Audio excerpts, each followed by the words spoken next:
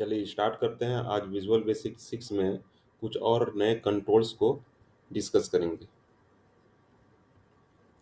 हमने देखा label controls, text box, frame, command button, check box, option button और timer control और आपका सेव कंट्रोल।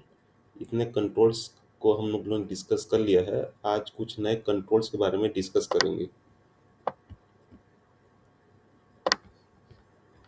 चलिए आज हम डिस्कस करते हैं आपका पिक्चर बॉक्स और इमेज कंट्रोल।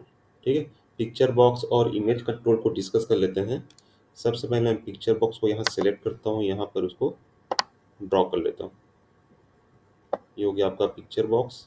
इमेज बॉक्स को सिलेक्ट करता हूँ यहाँ से इसको ड्रॉ कर लिया। ठीक है, तो आप देखेंगे कि जो पिक्चर बॉक्स है आपका, उसका बॉर्डर है, यहाँ पर बॉर्डर विजिबल हो रहा है, लेकिन इमेज बॉक्स का बॉर्डर विजिबल नहीं हो रहा है। तो मैं यहाँ से इसको बॉर्डर स्टाइल को यहाँ से फिक्स सिंगल रख देता हूँ। ठीक है, अब देखिए इमेज बॉक्स का भी आपका बॉर्डर विजिबल हो रहा है। तो सबसे पहले देख लेते हैं कि दोनों में डिफरेंस क्या है। ठीक है, सबसे पहले देख लें दोनों का कॉमन फीचर क्या है, सिमिलैरिटीज क्या है दोनों में। तो देखिए दोनों कंट्रोल्स का यूज जो है पिक्चर को डिस्प्ले करने के लिए किया जाता है। आपका पिक्चर बॉक्स का भी यूज़ किया जाता है और आपका इमेज बॉक्स का भी यूज़ किया जाता है। लेकिन दोनों में डिफरेंस क्या है ये देखते हैं। तो जो आपका पिक्चर बॉक्स है वो एज अ कंटेनर की तरह भी वर्क करता है। जैसे आपका जो फ्रेम कंट्रोल देखते थे हम लोग, फ्रेम कंट्रोल्स जो है आपके अदर ऑब्जेक्ट को होल्ड करता था, उसी तरह आपका जो पिक्चर बॉक्स है वो किसी अदर ऑब्जेक्ट को भी होल्ड कर सकता है। जैसे यहाँ पर एग्जांपल देखते हैं, जैसे ये आपका है कमांड बटन। यहाँ पर कमांड बटन क्लिक करता हूँ और कमांड बटन को इसके ऊपर ड्रॉ करता हूँ। ठीक है, तो ये ड्रॉ हो गया। तो आपका जो बैकएंड में है आपका पिक्चर बॉक्स और उसके ऊपर मैं एक अनदर ऑब्जेक्ट जो कि है कमांड बटन, इसको ड्रॉ किया हूँ। अब देखते हैं इस कमांड बटन को हम लोग पिक्चर कंट्रोल के ऊपर ड्रॉ करके देखते हैं। ये ये ड्रॉ हुआ है लेकिन उसके अंदर कंटेन नहीं हुआ है। वो क्या हुआ है, उसको ओवरलैप कर रहा है, किसको, आपके पिक्चर को।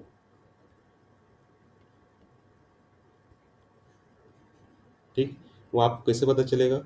देखिए इसको मैं सिलेक्ट करता हूँ, अब मैं पिक्चर बॉक्स को मूव करता हूँ। तो पिक्चर बॉक्स को जैसे मूव करता हूँ उसके साथ आपका कमांड बटन भी मूव हो रहा है। ठीक है, और इसमें जो इमेज को मूव करता हूँ तो आपका जो कमांड बटन है वो मूव नहीं हो रहा है। मतलब दोनों जो है इंडिविजुअल ऑब्जेक्ट है। मतलब ये जो कमांड बटन है वो आपके इमेज कंट्रोल के अंदर ड्रॉ नहीं हुआ है, इसको ओवरलैप किया है। आपका जो कमांड बटन है इमेज कंट्रोल को ओवरलैप किया है, लेकिन यहाँ पर जो कमांड बटन ड्रॉ किए हैं कहाँ पर, पिक्चर बॉक्स के अंदर।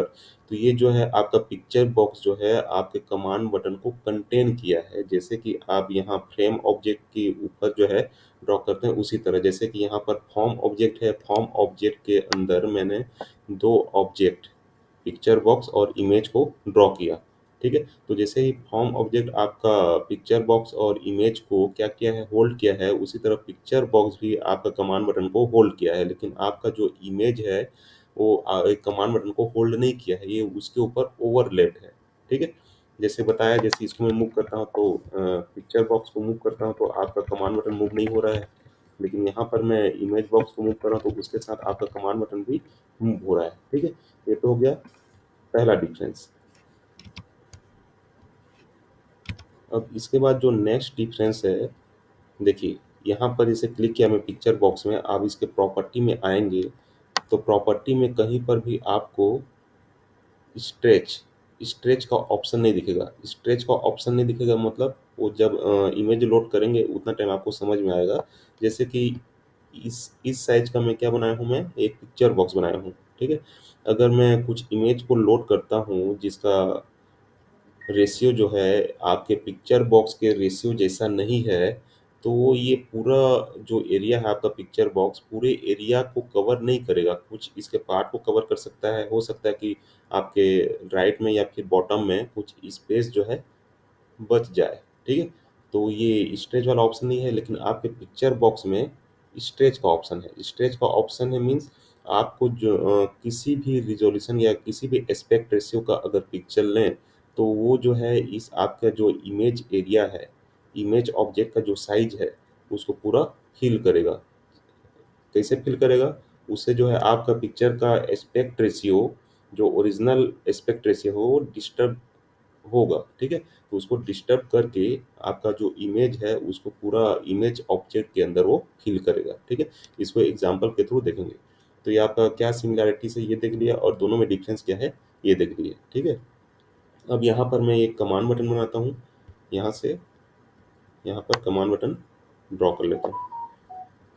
इसको मैं नाम देता हूँ लोड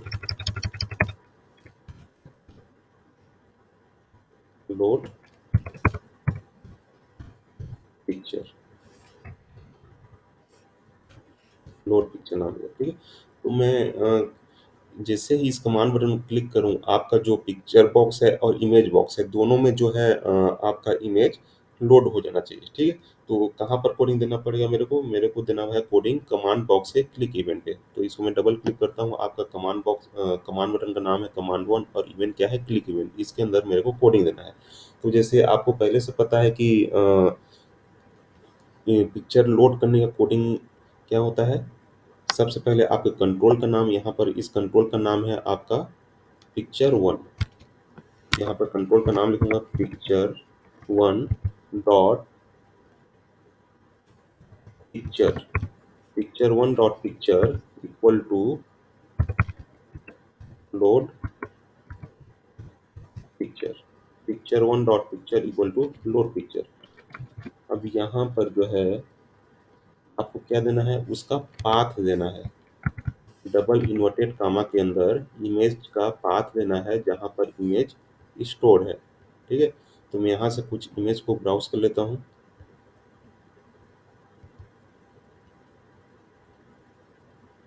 ये जैसे पिक वन है, इसको मैं पाथ सिलेक्ट कर लेता हूँ, कंट्रोल सी, यहाँ पर डबल इन्वर्टेड कॉमा के अंदर कंट्रोल वी स्लैश। उस इमेज का आपको नाम भी देना पड़ेगा, पिक वन डॉट जेपीजी, ठीक है? तो जैसे ही मैं इस पर क्लिक करूंगा कमांड वन बटन पर, तो आपका जो पिक्चर कंट्रोल है उसके अंदर क्या लोड हो जाएगा? Pic one dot JPG load हो जाएगा। देखिए ये लोड हो गया। उसी तरह मैं ये चाहता हूँ कि सिंगल एक ही बटन को क्लिक करने पर आपके पिक्चर कंट्रोल और इमेज कंट्रोल दोनों में ही आपका सेम पिक्चर लोड हो जाए। तो इसी कोड को मैं कॉपी कर लेता हूँ, यहाँ से कंट्रोल सी पेस्ट कर लेता हूँ, कंट्रोल वी, और जो आपका इमेज कंट्रोल है उसका नाम क्या है? Image one. तो यहाँ पर मैं नेम चेंज कर दिया इमेज वन। तो अब एक क्लिक करने पर आपका जो पिक्चर बॉक्स है और इमेज कंट्रोल है दोनों पर सेम पिक्चर जो है लोड हो जाएगा। देखिए अब आप देख सकते हैं कि सेम साइज का इमेज जो है आपके पिक्चर बॉक्स और इमेज बॉक्स दोनों के अंदर डिस्प्ले है। लेकिन आप थोड़ा ध्यान दीजिए कि ये जो पिक्चर बॉक्स है इसका साइज जो है विड्थ जो है यहाँ तक है और हाइट जो है यहाँ तक है। तो पूरा एरिया को जो है इमेज कवर नहीं किया है। लेकिन हम यहाँ पर देखते हैं इमेज ऑब्जेक्ट में, तो इमेज ऑब्जेक्ट का जो साइज है वो आपके पिक्चर के अकॉर्डिंग रीसाइज हो गया है, ऑटोमेटिक रीसाइज हो गया है, ठीक है? तो ये जो ऑप्शन है, कौन सा ऑप्शन? रीसाइज वाला ऑप्शन। रीसाइज वाला ऑप्शन हम लोग पिक्चर बॉक्स के अंदर भी दे सकते हैं। तो क्या करेंगे उसके लिए? आपको जाना पड़ेगा इसके प्रॉपर्टी में। प्रॉपर्टी में गया, यहाँ पर आपको ऑटो साइज का ऑप्शन मिलेगा, इसको मैं करता हूँ ट्रू। फिर से इसको रन करता हूँ। तो देखिए आपका जो पिक्चर बॉक्स ऑब्जेक्ट है वो इमेज के अकॉर्डिंग ऑटोमेटिक रीसाइज हो गया, ठीक है? तो रीसाइज का जो प्रॉपर्टी है आपका इमेज कंट्रोल में इनबिल्ट पहले से ही ऑन रहता है, उसको हम लोग कंट्रोल नहीं कर सकते, ठीक है? लेकिन अगर मैं चाहूँ कि जितने बड़े साइज का आपका इमेज इमेज कंट्रोल है उतने ही एरिया में आपका पिक्चर जो है फिल हो, तो उसके लिए मेरे को इसके प्रॉपर्टी में जाके, इमेज के प्रॉपर्टी में जाके, यहाँ पर एक प्रॉपर्टी है स्ट्रेच, इसको मेरे को ट्रू करना होगा। जैसे इसको मैं ट्रू करूँगा अब देखते हैं क्या होता है। अब यहाँ पर सेम पिक्चर को लोड कर रहा हूँ, देखिए तो ये जो है आपका ओरिजिनल पिक्चर है, ये जो है आपका स्ट्रेच्ड पिक्चर है। तो इमेज क्या किया, वो जो पिक्चर को जो है स्ट्रेच कर दिया ताकि उसका पूरा एरिया जो है फिल हो सके, कवर हो सके। तो ये जो स्ट्रेच प्रॉपर्टी है आपके पिक्चर बॉक्स में स्ट्रेच प्रॉपर्टी नहीं है, आपके इमेज कंट्रोल में स्ट्रेच प्रॉपर्टी है। ठीक है? तो ये हो गया आपका पिक्चर बॉक्स और इमेज बॉक्स दोनों में डिफरेंट। ठीक है? अब मैं अभी क्या कर रहा हूँ मैं कि एक सिंगल बटन को क्लिक करके इमेज को लोड कर रहा हूँ। किसी पर्टिकुलर इमेज को जो जिसको कोडिंग में हम लोग उसका नाम असाइन किए हैं, जैसे आपका pic1 डॉट जेपीजी, इसको मैं लोड कर रहा हूँ। मैं ये चाहता हूँ कि रन टाइम में मैं पिक्चर को ब्राउज़ कर सकूँ, कि जिस पिक्चर को लोड करना है उसको मैं ब्राउज़ कर सकूँ। तो उसके लिए क्या करना पड़ेगा वो देखते हैं। ठीक है? तो मैं क्या करूँगा, एक और बटन यहाँ पर ड्रॉ कर लूँगा, कमांड बटन।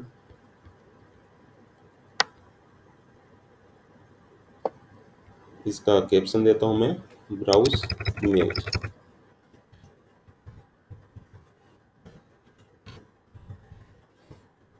ठीक है? तो जैसे स्टार्टिंग वीडियो में मैं आपको बताया था कि ये है आपका 21 जो कॉमन कंट्रोल्स है आपके विजुअल बेसिक में, वो यहाँ पर डिस्प्ले होते हैं।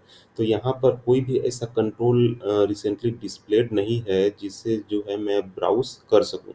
ठीक है? तो हम लोग को जो है एक नया कंट्रोल ऐड करना पड़ेगा। तो नया कंट्रोल ऐड करने के लिए क्या करना पड़ेगा, हम लोग को यहाँ पर राइट क्लिक करना है, उसके बाद कंपोनेंट में जाना है। जैसे कंपोनेंट में क्लिक करोगे, आपका जो कंट्रोल्स है वो आपके एक नया विंडो में ओपन हो जाएगा। तो यहाँ पर आपको सर्च करना है माइक्रोसॉफ्ट कॉमन डायलॉग कंट्रोल 6.0। इसको क्लिक कीजिए यहाँ पर अप्लाई कीजिए, क्लोज। तो देखिए यहाँ पर जो है आपका कॉमन डायलॉग कंट्रोल का ऑब्जेक्ट है, यहाँ पर विजिबल हो रहा है। अब इसको क्लिक कीजिए और कहीं भी ड्रॉ कर सकते हैं। जैसे आपका टाइमर कंट्रोल है उसको कहीं भी ड्रॉ कर सकते हैं, वैसे इसको कहीं भी आपके फॉर्म में ड्रॉ कर दीजिए। ठीक है? इसका जो नेम है वो है कॉमन डायलॉग 1। ठीक? अब क्या करना है, इस बटन के अंदर जो कमांड बटन 2 बनाया हूँ इसके अंदर जो है कोडिंग करना है। ठीक है? तो इसमें डबल क्लिक करता हूँ मैं। देखिए अब इसके अंदर क्या करना है, हम लोग फ़िल्टर अप्लाई कर सकते हैं। फ़िल्टर क्या अप्लाई कर सकते हैं कि अगर मैं ब्राउज़ बटन को क्लिक करूँ तो आपका जो विंडोज़ एक्सप्लोरर है उसका विंडो ओपन होगा, तो उसमें वही फ़ाइल विज़िबल होगा जो किस टाइप का हो, जेपीजी टाइप का हो। तो उसके लिए मेरे को फ़िल्टर फ़ंक्शन अप्लाई करना पड़ेगा। ठीक है? तो इसका नाम क्या है, कन कॉमन डायलॉग। इसके नाम को जो है मैं चेंज कर देता हूँ। ठीक है? मैं देता हूँ डीएलजी। नाम देता हूँ मैं डीएलजी, ताकि आपको कोडिंग करने में आसानी हो। तो यहाँ पर देता हूँ मैं DLG dot filter equal to double bracket के इन्वर्टेड कॉमा के अंदर आपको कुछ टेक्स्ट देना है। आप सिंपली स्पेस भी दे सकते हो या फिर कुछ टेक्स्ट लिखना है। तो मैं यहाँ पर लिख देता हूँ पीक, उसके बाद vertical bar, then asterisk dot JPG. आपका जो फाइल फॉर्मेट है जिसको आपको फ़िल्टर करना है या फिर जिसको ब्राउज़ करने पर वही फाइल जो है आपको विज़िबल हो, उसका एक्सटेंशन यहाँ पर लेना है। ये हो गया आपका फ़िल्टर के लिए। उसके बाद आपको लेना है एक function DLG dot show open. Show open property क्या करेगा, आपका जो एक्सप्लोरर है उसको ओपन करेगा ताकि आप जो है जेपीजी फाइल को ब्राउज़ कर सकें।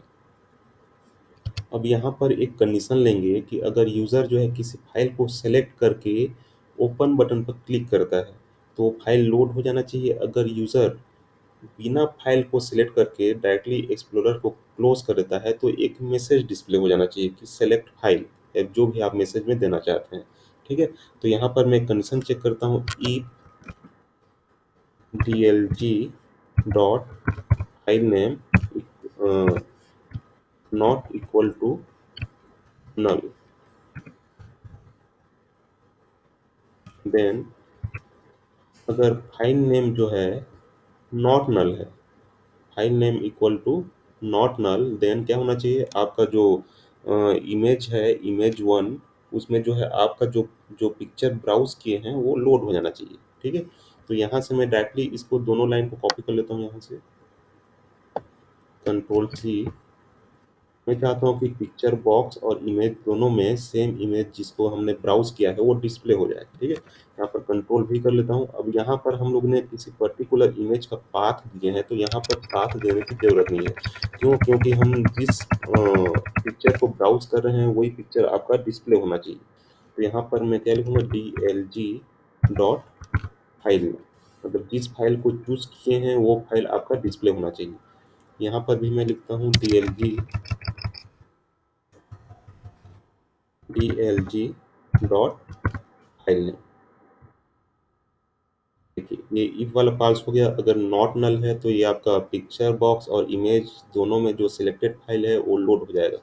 एल्स अगर यूजर जो है फाइल सिलेक्ट नहीं किया तो आपका एक मैसेज बॉक्स डिस्प्ले हो जाना चाहिए, मैसेज बॉक्स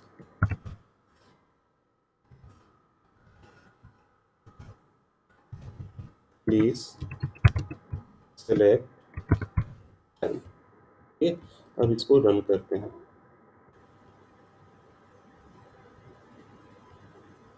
यहाँ पर आपको देना पड़ेगा, इफ को जो है क्लोज करना पड़ेगा यहाँ पर, एंड इफ।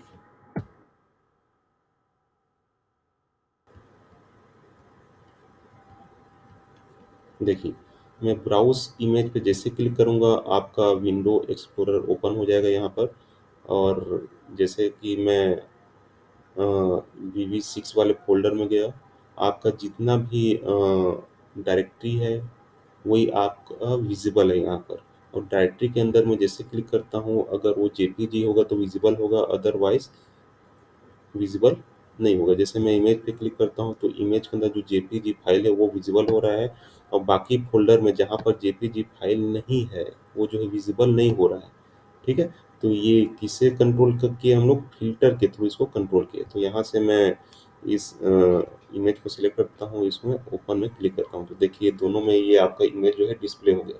अब दोनों में डिफरेंस क्या दिख रहा है आपको, कि यहाँ पर जो है मैं ऑटो साइज जो है ट्रू करके रखा हूँ, तो ये जो आपका पिक्चर बॉक्स है वो किसके अकॉर्डिंग रिसाइज हो गया, आपके पिक्चर के रिजोल्यूशन के अकॉर्डिंग ये रिसाइज हो गया। और यहाँ पर जो मैं इमेज बॉक्स बनाया हूँ, इमेज कंट्रोल जो यहाँ पर ड्रॉ किया हूँ, तो इमेज कंट्रोल का जो साइज दिया हूँ मैं यहाँ पर, उसी साइज के अकॉर्डिंग आपका जो पिक्चर है वो स्ट्रेच हो गया। ठीक है, कोई दूसरा इमेज यहाँ पर चूज करते हैं। देखिए यहाँ भी देख सकते हैं आपका ये क्या है, इमेज पिक्चर बॉक्स है। तो पिक्चर बॉक्स जो है इमेज के अकॉर्डिंग रीसाइज हो गया, लेकिन आपका जो यहाँ पर इमेज है वो इमेज कंट्रोल के अकॉर्डिंग स्ट्रेच हो गया। ठीक है, अब मैं काम करता हूँ, यहाँ का जो रीसाइज प्रॉपर्टी है इसको मैं ऑटो साइज को यहाँ से ऑफ कर देता हूँ।